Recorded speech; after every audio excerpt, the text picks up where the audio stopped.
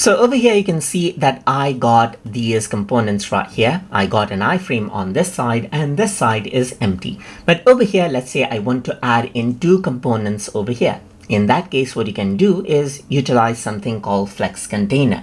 So to do that, I'm going to click on the three dot button right here, and you can see that I have Flex Container as an option. Let me just go ahead and click, and there you go. There's this Flex Container right here.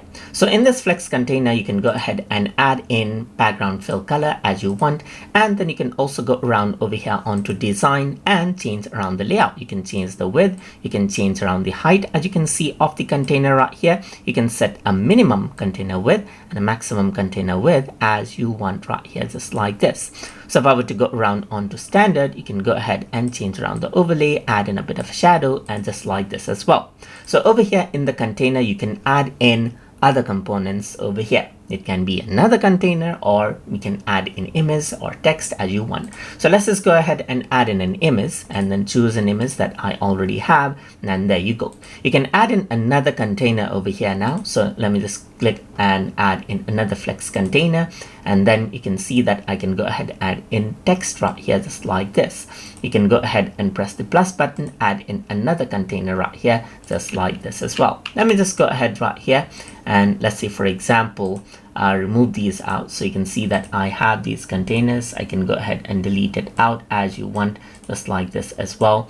Over here, so you can see that you can go around over here, add in Flex Container beneath as well, and click on Flex Container, and you can see that you got two containers around over here. So you can go ahead and add in different containers as you want. Change around the height right here, just like this, and then work around with the design and so forth as well. So you can simply go ahead and add in different components as you like right here, and add in different things like images or text onto your container right here, just like this. As you can see, center line it and so forth right here as you want, and work around with it. So those are simply mini sections that you can add in as you need them. And that is how you can go ahead and add in Flex Containers as you need inside of Microsoft Power Pages. So I hope you guys learned something as always.